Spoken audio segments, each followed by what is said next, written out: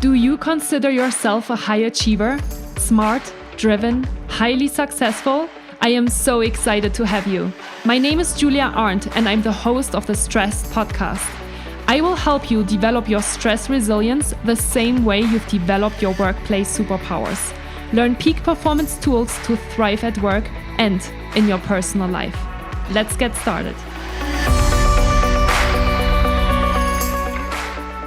Hi everyone and welcome back to the Stress Podcast. I am beyond excited today to welcome two podcast guests to the show, Charles Mitchell and Dr. Daryl Jones.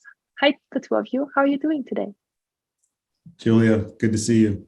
Thank you. Good to see you too.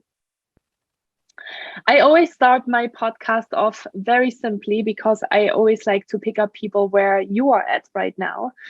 So why don't we start with Charles? Can you tell us where you are located, what time it is, and what you've been up to this morning? Oh, so I'm in Scottsdale, Arizona. Oh, nice.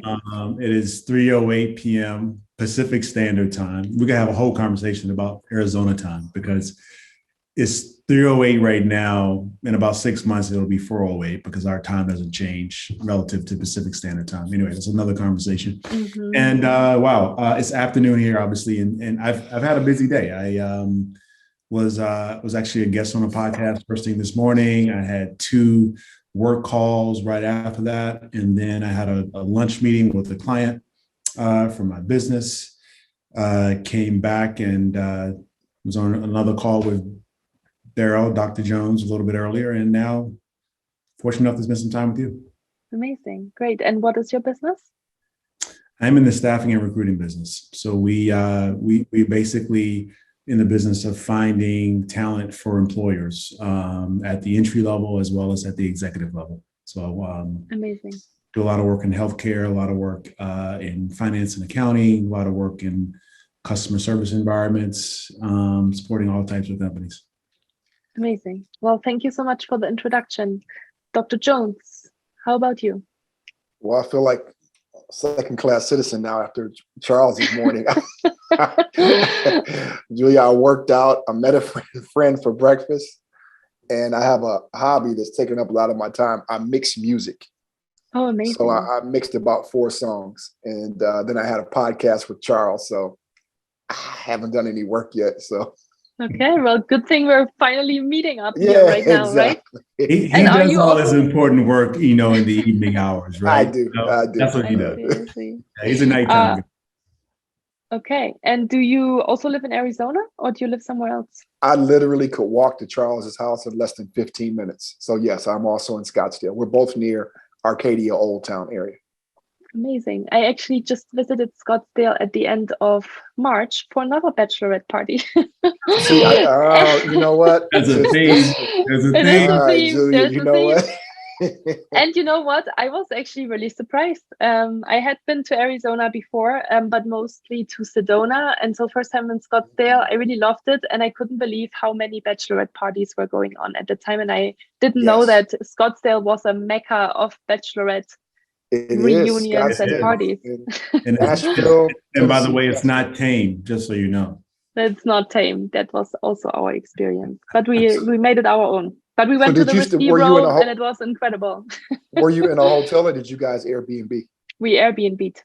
Okay. Yeah, it's a lot of activity for parties here. Yeah, no, it was really awesome. We did an ATV tour. It was awesome. And we did a little hike. I don't remember what it was, but it was a very famous hike that's super steep and you're never going to do that in June during the daytime. Camelback Mountain. Yeah. Camelback Mountain. That's exactly it. That's why people are doing that every day. Yeah, sure. So can Charles and I selfishly ask, well, I'm asking, I'm throwing Charles in there. Where was your best dinner here? Oh, you're putting me on the spot. We actually cooked a lot ourselves. Okay. We went only out once in the evening and we kind of did that last minute. So we went to an Italian restaurant somewhere downtown and it was all right, but nothing that I would call out here or recommend. All right, well, next time let us know. We'll set you up. Okay. Yeah, the moment you said you did it last minute, I knew it was somewhere that was probably tough to get. Yeah, I know. Not tough to get into. This place is a hot dining market, and It is. reservations are a premium. So, but next time, let us know. We'll, I DJ will. knows lots of people. He can make that happen for you. Okay, Thank you so Charles. much. When did you start your podcast? This is our third year. So June of 20, Charles, is that right? Right. When we started? Yeah, 13th. June of 2020. The Conscious Vibe. Why did you start this podcast? Charles, I'll let you tell the story. It's interesting. My story is not going to be much different than DJ's. The reality is we met through a mutual fraternity brother, and I'll do the cliff notes. DJ probably has more of a more long-winded story, but we met at my home and immediately just hit it off, and had a rich conversation that night with a group of people that were here at my home. And we extended that conversation, it seems like, over and over and over for the next several months. And it would be either on my couch or my patio or DJ's patio at his home. Sometimes it's just the two of us. Sometimes we'd have other people involved in that conversation or dialogue as well. And the more we were having this rich conversation, we felt like we were missing someone, right? We felt like there was a group of others that should be involved in this conversation, i.e. an audience, to share this with and to help them, help us contemplate these issues and these thoughts that we were having, and to use it as, a platform to share voices that we don't think typically are heard, in our society. So that was more or less the beauty of how this whole thing started, and it just grew from there. Amazing. Anything to add, DJ? Mm-hmm. No, I think Charles hit it. I think it started with us wanting to have really conscious conversations and have other folks be a part of it and hopefully find some value in it. What it's sort of come down to is we're learning along the way and hopefully adding some value at the same time. And we're in year 3 and we couldn't be happy with where we are.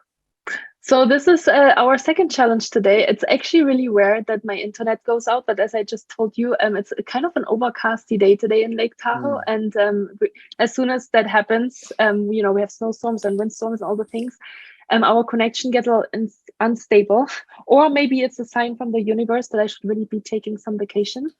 But I think this is actually a really good example of hybrid work and remote work, and like being disconnected during a meeting, and that challenge that it brings into as well, to like have people more patient and things like that. So we'll just work with what we have and we keep our conversation going. Work with what we have. And I got to tell you, one of our earlier conversations was around empathy, right?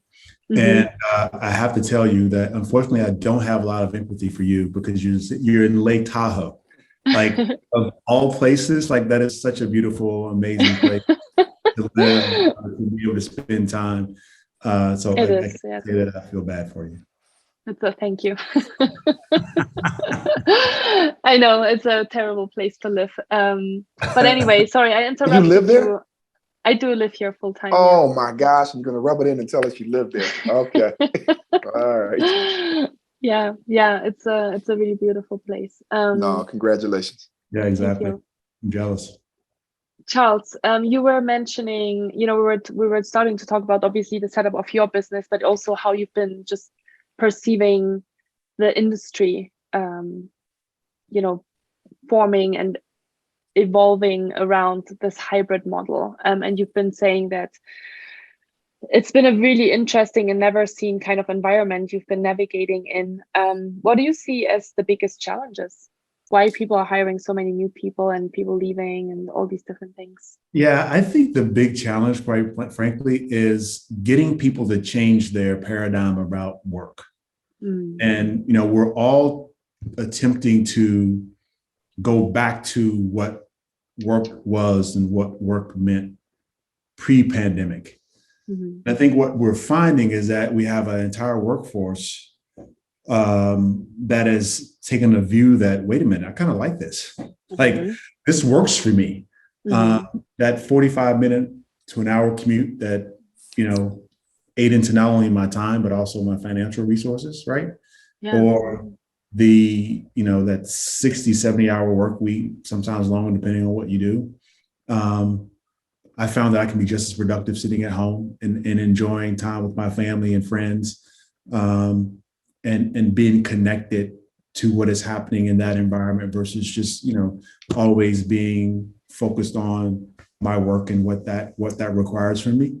So I think having that paradigm shift and change, and at the same time, for a lot of people feeling like, wow, I'm just as productive, I'm getting more work done. I can do this and can be just as impactful to my company from home.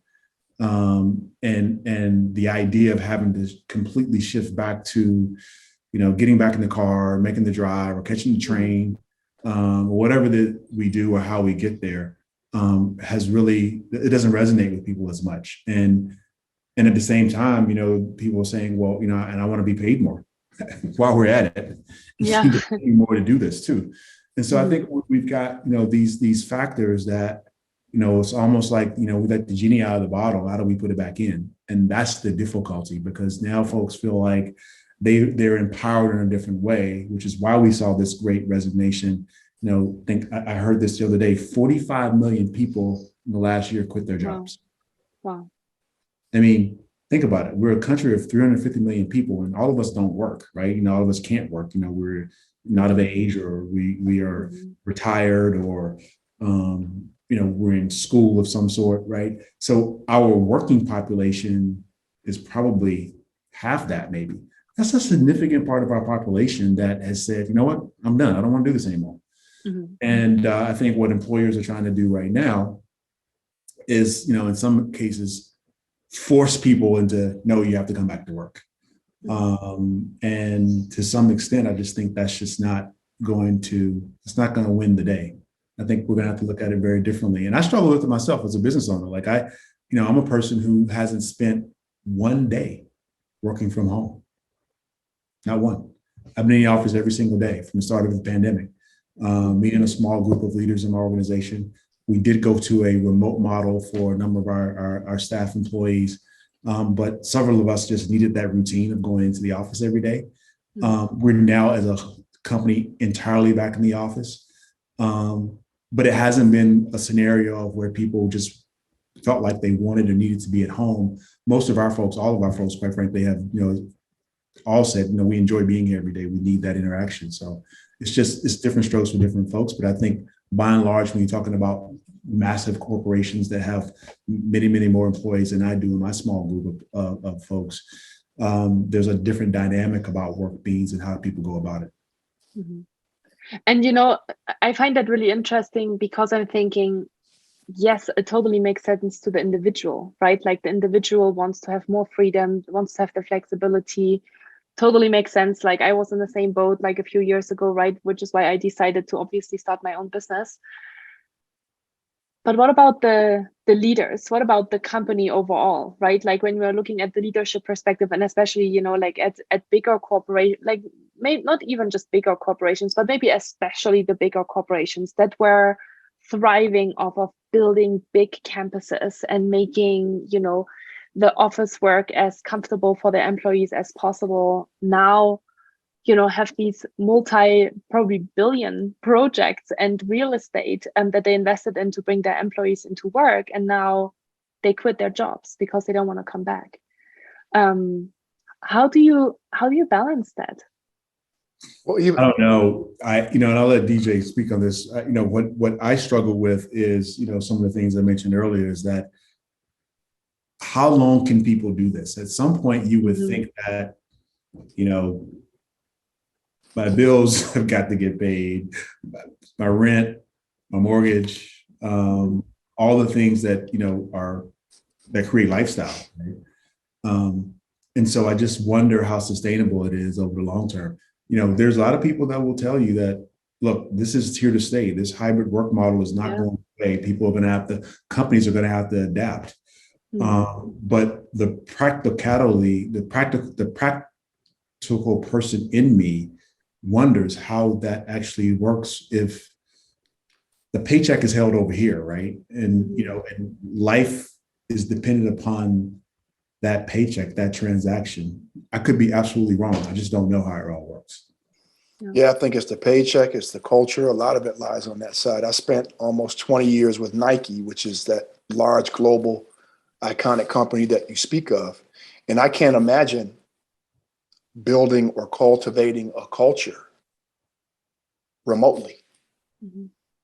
It's a company that relied on its culture to attract talent, to win together, sometimes lose together, to build together. These shared experiences became the foundation for a lot of the culture. When that doesn't exist, or people come back because they feel like they have to come back to work 3 days a week now, what does that do to the culture? So Nike has shifted from a 3-day a week versus, pre-pandemic, a 5-day. And people are feeling like, man, we have to go back now Tuesday, Wednesday, and Thursday. And prior to that, they really enjoy being in the office. So people who've come on board and never had to be in the office, which there are a fair number of employees who also have never had to go to an office. It's a different experience for them. I think it's really, really challenging to cultivate a culture. Yeah. And, Charles, you actually talked about the paradigm shift. And I'm thinking, as we were just really literally just speaking about this as well, I'm also thinking this is even a value shift, right? And we all know how important values are to our overall happiness and to feeling connected to our work. And because of really that exposure that people had, right, during this pandemic, to flexibility, to working from home, to working from wherever you wanted to. I have, tons of friends that traveled the world for 2 years and worked from wherever they wanted to because they could, and were able to combine that lifestyle of, discovering new cultures and discovering new countries while they were making the great paycheck that they have, working for their company remotely. And you realized it actually works, right? So I think that's something probably really interesting and important for organizations to look at as well, because literally the values of their employees have changed because of the experiences that they were able to have. Yeah, and I'm a little biased. I actually, and look, I respect all of those things. And I think the ability to share in a good life experience is super important, right? And everyone wants to have that piece of life be a part of what they're able to do, and not have to wait for vacation twice a year, right? You want to be able to experience it all the time in what you do, and woven into like your everyday life. But I think the difficulty particularly for someone where I sit, and when I look at it from a standpoint of, okay, then what compromises are we willing to make for that? Are we expecting the same 10% raise or that same salary increase for a new job? I look at it from a perspective of, as organizations, and maybe this is an organizational problem that organizations have to figure out a cure for, but I've made millions, to your point earlier, I've made millions and millions of dollars, investments in real estate, in creating the office environment of the future, right? Where people can come in and be productive and have access to, the best foods and vendors who come in, and, the ergonomical workspace and chairs and all those things that you invest in as an organization. How can you not want to leverage those things and not utilize those things when the expense on them is tremendous? And also, to DJ's point, I think it's really hard to build culture on Zoom or, in an occasional meeting throughout the day. I think it's really hard to do. We had a meeting yesterday with my team at work, and it was probably the best 45 minutes we spent together, in months, because we were able to bring a lot of ideas and experiences together and laugh and commiserate, and at the same time focus on the work that we were doing and how important it is and the impact that we're making. I don't know if you do that through Zoom really well. It's just different. Maybe it's just a question of time. Maybe people need to have the experience that they are not as productive or not as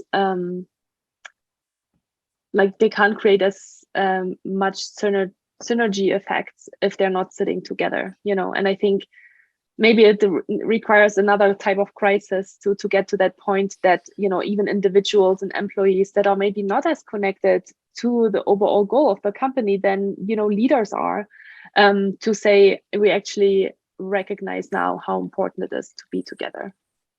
For sure. And then along those lines, if you want to work from home, and that's more of a experiential piece that you want to have, is that worth a 20% reduction in pay? I don't know. Mm-hmm. Yeah, and you also have shareholders and stakeholders that'll make the connection for you, as well too. This is true. Yeah. So one interesting thing that we've been kind of mentioning, I do want to express and share that, since this is one of the most important topics that I talk about all the time, is the Great Resignation. You said 45 million Americans left their job or changed their job. I did a lot of digging around the Great Resignation for a video that I published a few months ago now, I think, because I was really curious to learn more about the reasons of why people quit their jobs. And I found in Inc. magazine, there was an article in January 2022 that the number one reason for employees leaving their jobs was actually burnout. 40% of people said they're leaving their jobs because they're feeling burned out. And also interesting, reason number 3 of the Great Resignation was leaving to seek more caring cultures where they feel like the company cares about well-being and they are more comfortable at speaking about mental health issues. So I think oftentimes we think, or people even think, I'm working from home, I am more productive. But what we've seen a lot happening during that time as well, and there's a lot of other research that actually shows people burned out more and more because they were working from home. They were never disconnected. They immediately turned on their computer in the morning, turned it off last thing before they went to bed, because nobody saw them being physically in the office, right? Because we were not working in the office. They felt almost even more forced to constantly be on and to constantly respond to messages, to constantly fill that presence with just being connected. So Julia, let me ask you this. You talked about some of your friends. You don't have to put anybody on the spot. Your friends that went from in-person to remote, just in your calculation, how many of them would you say worked harder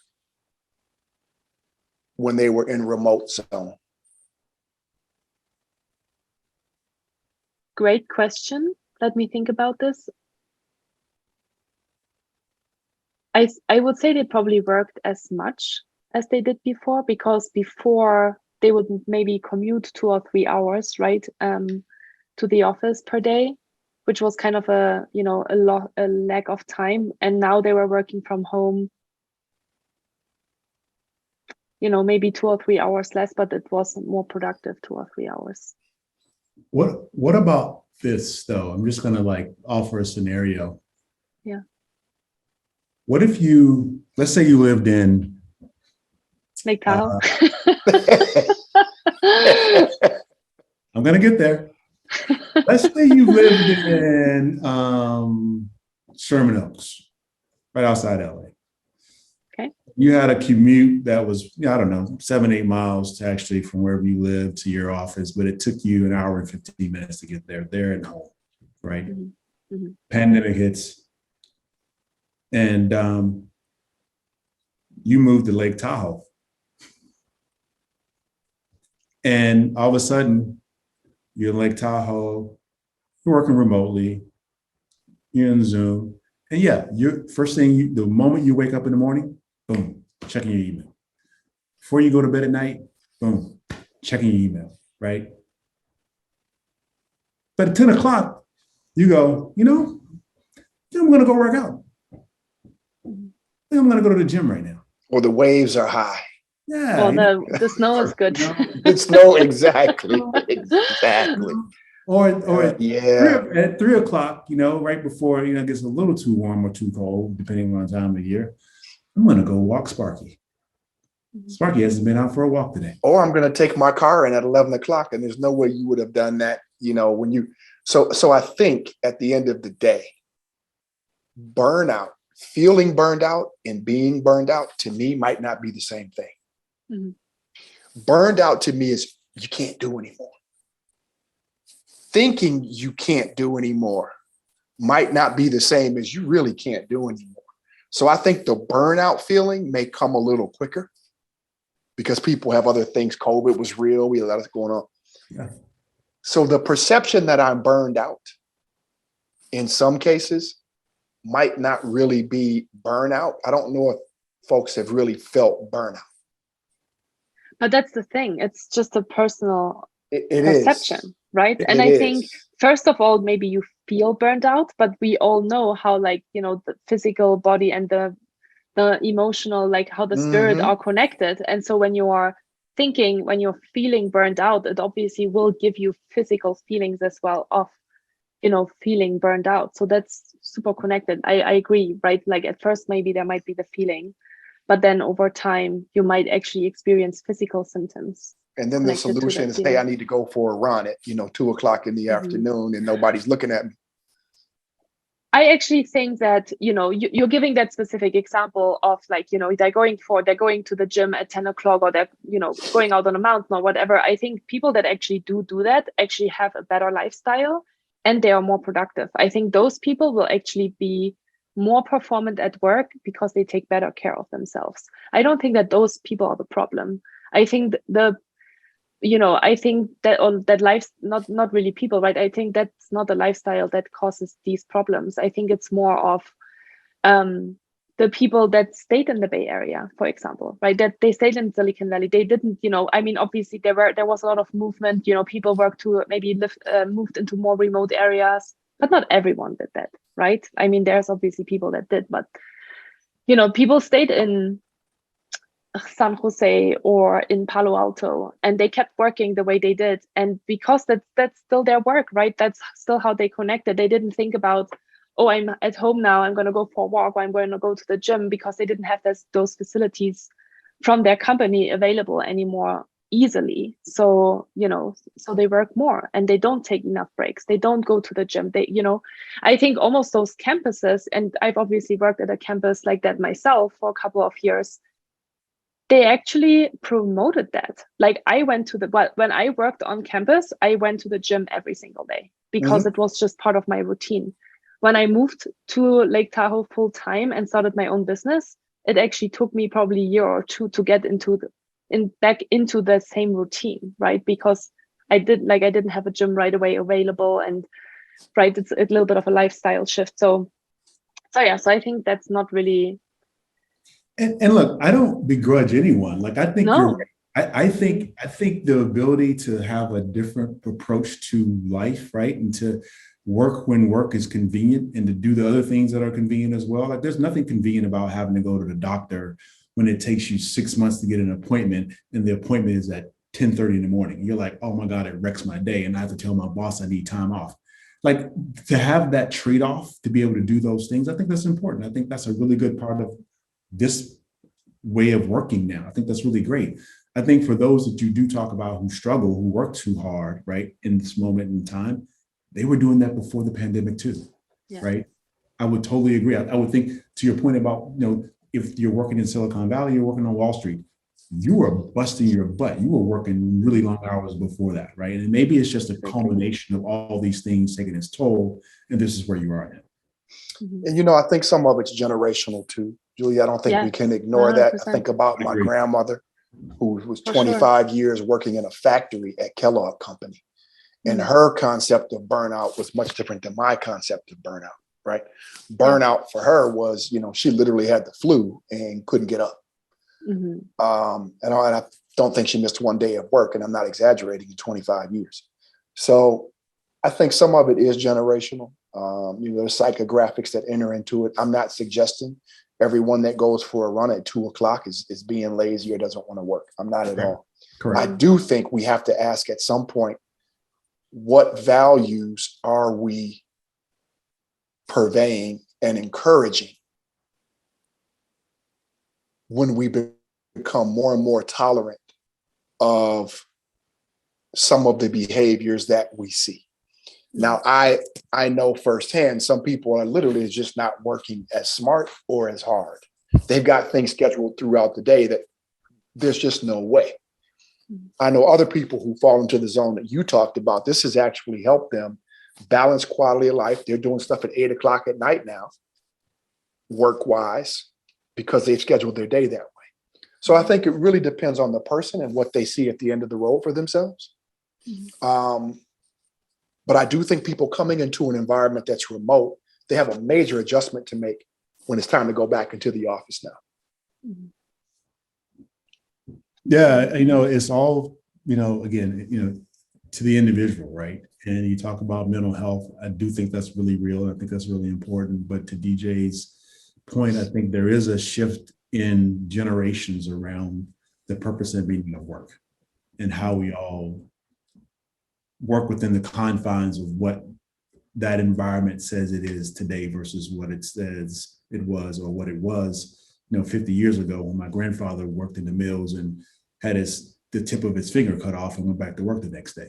You're like, what is workers' comp? It didn't exist, right? So it's just very different. It has always evolved and it's evolving now. I'm reading a book right now called Wisdom at Work. And it's about, I think the guy's name is Chip Conley, who was he was the founder of Javoy Hotel chain. He sold his company when he was 50, I think around 2013. And then the founders of Airbnb essentially coaxed them into coming out of retirement and coming to work for them as their chief strategist within the organization. And it talks about how the older generation of workers and entrepreneurs and business people who can be elders, he's calling them,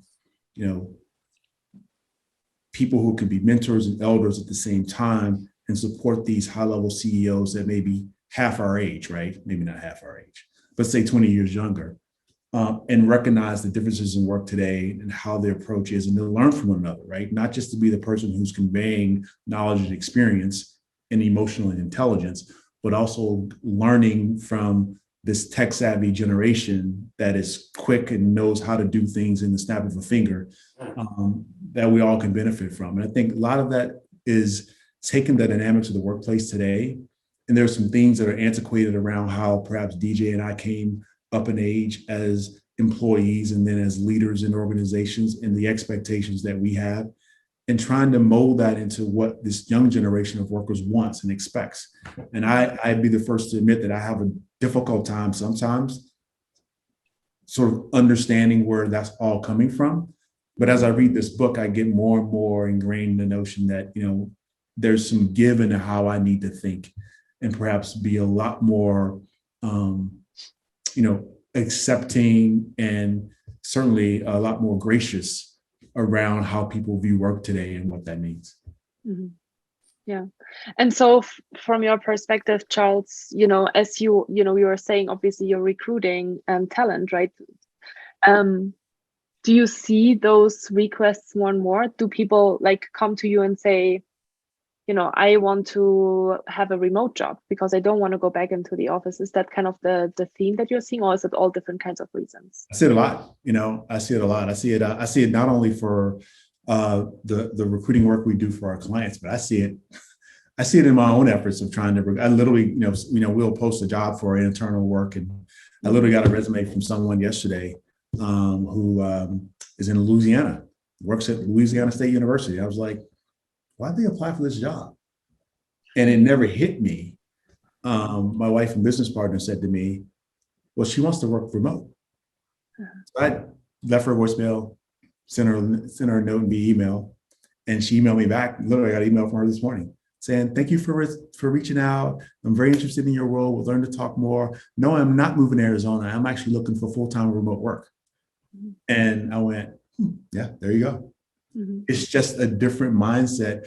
10 years ago, you would never apply for a job in another city that you didn't have any intention of moving to. Today is much more commonplace that people will, one of the first questions that people will ask our recruiters when they reach out to them about a job, they'll say, well, is this job remote? Mm-hmm. And the answer is no. Most times they're not interested. And Julia, I think there's another concept that enters into play that Charles and I talk a lot about. And I think some of the focus at times is on short-term happiness, and that creates a whole set of decisions versus a really long-term flourishing self-optimization, self-actualization mindset. Mm-hmm. And sometimes I think we see some of these behaviors more aligned with short-term happiness, as opposed to the compromises that need to be made to establish a flourishing mindset, which is much more longer focused. Mm-hmm. Can you tell me more about that? I find that very interesting. Yeah, happiness is fleeting. Mm-hmm. And Charles is going to get tired of this example, and I don't love examples, but he's heard it probably 20 times now, but it's quick and easy. I talk about a drug addict having the ability to be happy when they get their fix, Mm-hmm. but they're never flourishing as long as they're Mm-hmm. addicted to substances. Mm-hmm. So oftentimes, when we aren't focused on the long-term trajectory of what self-optimization really is, and self-actualization, fully realizing our potential, such as you making a move to become an entrepreneur, right? That's a whole different ballgame. Mm-hmm. As opposed to, I've got to figure out a way to fit work into happiness, which you could tell Charles and I kind of struggle with that, because you have to be able to shift that happiness focus a bit to flourishing and find happiness in flourishing. Mm-hmm. I think it's just two different mindsets. And I'm not saying work yourself to the bone, but what you choose to find happiness in is sometimes a decision. DJ and I have this ongoing dialogue. And maybe, look, again, generationally, we think differently. And I think we're in a different space around where we are in life and why we're where we are in life. I think that's just as important. And part of that is the notion that nothing's easy, right? Hard work is a prerequisite. And you have to be willing to go through something to get to the other side. And look, I'm not suggesting that people don't work hard and they're not working hard. I think the picture of what hard work looks like is very different today. And so when I think about what I've wanted in life and what I wanted to achieve, I knew what I had to do to get there. And I was thinking about the long term, and I was thinking about what I would need to do to accomplish the things that were really, really important to me, not in that moment. In that moment, I knew I needed to learn a skill. I knew I needed to have certain types of experiences that would allow me to build on them to be better at what I did, whatever that was. And that the long-term goal was that I would have some level of financial independence, that I would achieve some level of knowledge and experience that people would value and feel is worth paying for in some shape or form. Mm-hmm. And I also think, Julia, just the whole concept of, not to just bring it back to the baseline going into the office, but we enter the office place with a physical, intellectual, emotional, and spiritual mindset that's cognizant of other people. Mm-hmm. When we're sitting at home and, underwear and a t-shirt, tapping on the computer, eating a bowl of oatmeal and drinking coffee, that's great and it's relaxing and it feels good. But it is a bit of a different mindset than sitting in a meeting knowing somebody's looking at you, or you're a mentor to someone. Mm-hmm. It's not just about individually, what are we gaining out, but also part of that going into the office for me was I knew I had to show up and be the first one there. Mm-hmm. And that really mattered to me. So I think there's a lot that comes with that. That's not just, and again, I'm with Charles. I am not suggesting at all. I mean, I've taught college students for years. Things are different. Mm-hmm. And I'm okay with that. Mm-hmm. But sometimes we don't know what hard work is until we have to compromise and give up some things. And what are we willing to give up, right? That's just the question. Yeah.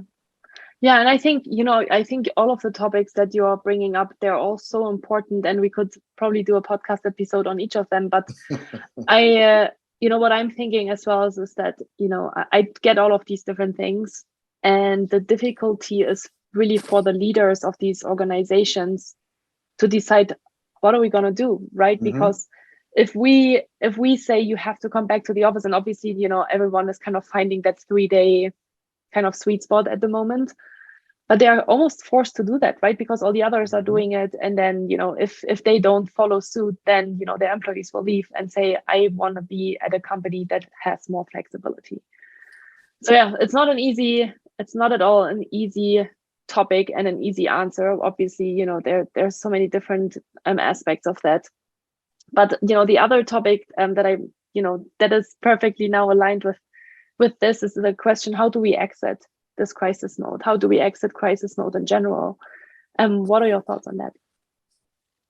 I mean, briefly, from my perspective, it's a focus on human flourishing. And, crisis mode is oftentimes indicated by debilitating behaviors that we don't necessarily realize are going on in the workplace as a function of the culture and what we've adopted, et cetera. And it also has to do with self-preservation. We're not operating in a way, we're protecting ourselves and operating in security, not flourishing and self-actualizing. So we need to be cognizant about what those behaviors are that are crisis-based behaviors and make a shift into a flourishing mindset.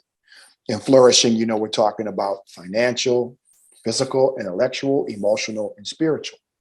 Mm-hmm. And putting at the center of that self-optimization, not that short-term happiness where we got these highs and lows, and it's not a roller coaster ride.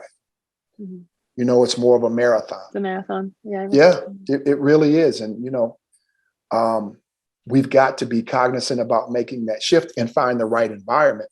But the right environment isn't always steeped in flexibility. The right environment is oftentimes not the external environment, right? It's what we make it based on the internal changes that we are making. Mm-hmm. Absolutely. Number one. Mm-hmm. You said it.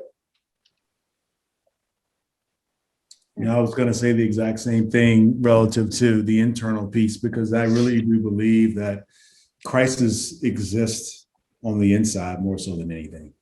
And I think, gosh, I hate to sound like the old man here. But I think that what experience and time on this earth has taught me is that there are very few crises that you can't overcome, right? Depending on how your perspective is and how you internalize it. I mean, there's a gift and opportunity in everything, right? The only crisis that is one that's probably fatal is if it's fatal, right? When we don't wake up the next day, there you go. I mean, that's the crisis, right? But if we have the opportunity to get up and do it again tomorrow, we have the opportunity now to take whatever that was yesterday that we were so wrapped up in, that was the end of the world. Now we can look at it from a different vantage point. And if we use whatever tools we have in our toolbox, whatever that may be for you as an individual, whether it's going for a good workout, or if it's, going to a movie, or if it's calling a friend, or if it's meditating, whatever we have at our disposal to look at this situation and the scenario differently and go, today's a new day. I have an opportunity to do things differently. I have a whole new perspective on what happened. And I think that there's an opportunity to build on that scenario that was so bad and create something new and create a new circumstance or situation, or just to start all over new and have a new outlook and do things in a way where we don't just accept the internal piece that says we feel bad, but decide that, we make a choice around how we're going to approach whatever's next. And I do think, Julia, just to add, there are some real issues and ramifications that came out of COVID. People lost loved ones, and people have, their health has been compromised, et cetera. And that's shifted some people's mindset to quality of life has been reframed now, and work means something different, right? And that's real, and I appreciate that. At the same time, as you mentioned, we have, sets of employers that have got stock prices to manage. They've got shareholders and stakeholders. So trying to find that common ground can be very difficult. So I think there needs to be compromise on both ends. I think the question at the end of the day is, what does that look like? Yeah. I mean, when you have Jamie Dimon at Chase Bank and Elon Musk at Tesla who say, you want to work here? Yeah. You got to come back to work. Yep. I don't know if that's the right answer either, right? I don't know. I That's a have tough no one. idea. But I think that what will happen is time will tell us, Exactly. time will tell us who wins that conversation. Yeah, for sure. What happens to Tesla? What happens to Chase Bank? Do they thrive? Do they flourish as organizations, or do they not? Right? We get to see over time how these decisions or how these perspectives impact what happens in the course of time. So we'll just have to see. You will see. Yeah. One of the things that you were saying, Charles, reminded me of something a friend said to me the last time I was in a crisis mode. And I just kind of, it made me think of it because I hadn't thought about it in a while. And it was something really powerful that actually kind of helped me through this. And the quote that she actually wrote in a card for me was from John Lennon. And he said, everything will be okay in the end. And if it's not okay, it's not the end. And I think it's, it's very beautifully summarizing kind of what you were saying about like that fatality, and that we're sometimes, looking at these things as crisis and we're interpreting it that way, but there's always the next day we wake up and there's another opportunity. And I actually had a really beautiful podcast interview this morning with a guy named Joel Green. I don't know if you know him, DJ. He actually is the director of the Nike national camps. It was funny. I do know who he is. Cool, Former player, yeah. Performer, professional athlete. And we were talking about the struggle and how to, reframe the struggle into something positive. And everything that we're experiencing right now, we don't have an answer, right? We're going to finish this podcast today. We're not having an answer. And I am super, super curious to hear from any podcast listener that thinks that they have another perspective to share, or another idea of how to find a solution for this problem that we're facing at the moment. Because I think, as we all know, from problems, innovation arises, and we will maybe see something that we are all not thinking of at the moment because we can't imagine it, right? We couldn't imagine 2 years ago that we would all go home and work from home. I remember sitting at home thinking, oh, this is crazy. They're talking about the pandemic going on for another year. And I was like, never, ever people will go back to the office next week, right? And then all of a sudden, here we were working from home for 2 years, which is a very long time. And so I just think, everything is possible, and our human mind just needs to stretch a little bit further to also find a solution to this problem. Absolutely. I think and part of the way that we find another solution is to keep having this dialogue. The more of us that do this and have this conversation, because I think what it requires that we all hear each other, that we all listen to what perspectives are being shared, and that increases understanding. And when we have more understanding, we behave differently, and we give people grace, and ultimately we're able to share in how we view what things should look like, because hopefully we can come to common ground and we can come to a place where, I understand what your needs are, you understand what my needs are. Let's work towards a solution to make this happen for all of us. And I think if we keep this dialogue going and share it with more people, and all have more willingness to listen and to be open, we can figure it out. Yeah, I agree. Cool. Well, it was my absolute pleasure to talk with you today about this topic. So thank you so much for taking the time to meet with me and to sit here and to have this really important conversation. I really enjoyed this. What is next for you and your podcast? Well, we want to keep opening up the minds of our listeners through conscious conversations and dialogue, and continue to bring intellect in a way that's stimulating and inspiring. That's really our goal. And we hope to keep doing that. We hope we've been doing that. We hope we keep doing it. Amazing. Yeah, I don't know if I have a different answer. I think that part of what we want to do is keep getting an opportunity to talk with interesting people like you, who allow us to think and grow and to learn, because I think that's super important. And expand these conversations, and the beautiful thing about what you're doing in your work is that people are listening, and that people value what you share, and they want to share that with others. And so I think that, this is how we get to make this world better. Mm-hmm. And you'll probably hear from our producer requesting that you be on our show if you don't mind being in the hot seat for a little while. Exactly. We got a lot of late talk. It's a pleasure. You're welcome to come here and we'll record it in my studio. Okay, well, fair enough. Thank you so much, DJ and Charles. I wish you all the best, and I'm super excited to be part of the Conscious Fight as well. Oh, thank you very much. Be well. Thanks for your time. We appreciate it. Thank you.